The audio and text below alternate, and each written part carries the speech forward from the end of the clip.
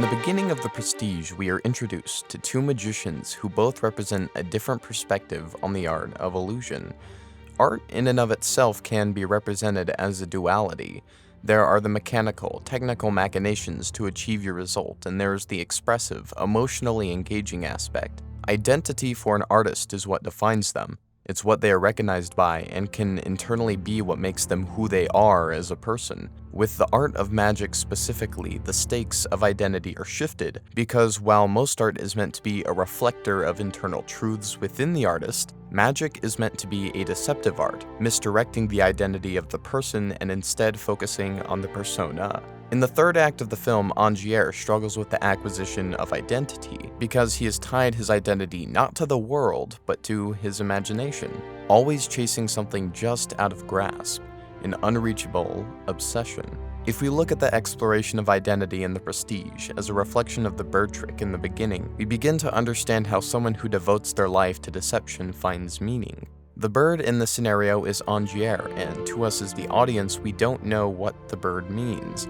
We simply know its potential.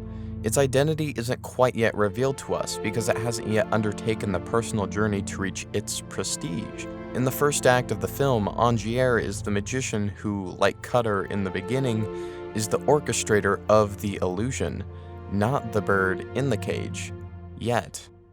Angier is grounded because his wife is the constant reality, the woman who is just as much behind the curtain as she is in front of it with him. When his wife dies, he loses that, and his trauma becomes tied to the illusion and man that caused it. Trauma emotionally impacts us in a way that we tie whatever portion of our identity we have left to what destroyed that piece of our identity. Relationships especially comprise a substantial part of what we tie ourselves to. What makes this moment so great is that the message it's trying to send is shifted when, in the third act of the film, we understand that on the other side of the curtain per se, Borden is building his own identity by sharing it with his twin brother. It's at this moment that the role of Angier shifts from that of the orchestrator to the bird in the cage. Borden is now the orchestrator of the trick, but the cage that Angier is in is not the cage formed by the control of Borden, but by the limits of his own imagination. The death of Angier's wife sets into motion the war between Angier and Borden. Consumed by vengeance, Angier sets off to kill Borden, but what he soon comes to realize is that killing Borden simply won't be satisfying, because Borden's identity was not rooted in the world. It was rooted in the illusion of himself. Magic for Borden is about pushing the limits of imagination and suspension of disbelief. So what became the true way to kill Borden was to surpass his illusional ability. The path to vengeance was not entirely clear until the moment that the impossible became possible before the eyes of Angier. A magician cannot believe in the impossible because he understands that there is a method to everything, but to defy every known law of physics within the layman's sphere and the magician's knowledge is the catalyst that pushed Angier past the realm of sensibility and into a full-on manic obsession. It took courage. It took courage to climb into that machine every night. The path of vengeance was no longer clouded by the ambiguity of subjective illusion, but rather the possibility to best another magician at being able to out-impossible his impossible. There is a concept in magic that states that a trick cannot be too perfect, otherwise there could only have been one way that you could have done it, so the actual ability to mystify your audience is taken away. But for Angier, it is not the method that ties his deterministic attitude towards it, it's the mystifying prestige of the trick.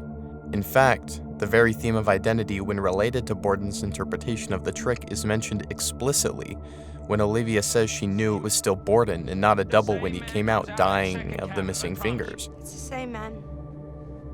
He wears padded gloves to hide his damaged fingers, but if you look closely, you can tell.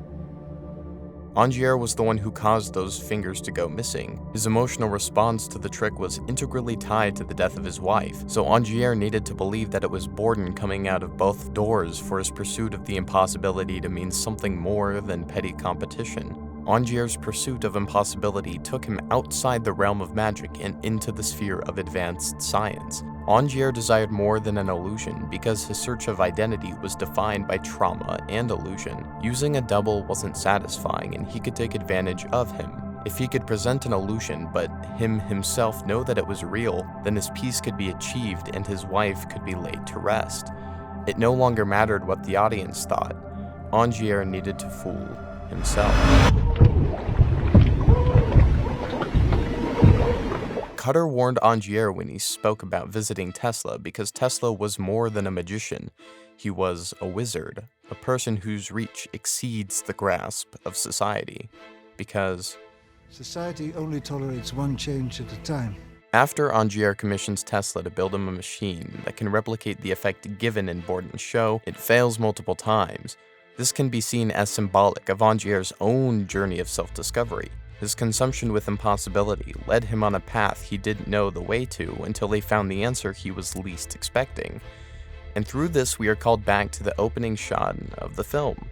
The many duplicated hats are what give us transition into the second act of the bird trick, but in a much more sinister way because we now know the method. Symbolically and literally, the machine does not simply transport his identity, it duplicated it. While this was ultimately the solution to Angier, and it was also the downfall of his search for identity.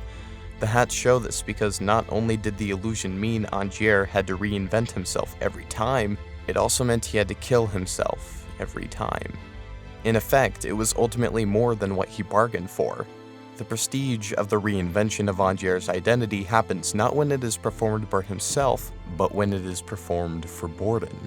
In the end, Borden sacrifices his dual identity for his daughter and gives up his life of illusion to be a father. Angier won because he became the greater magician.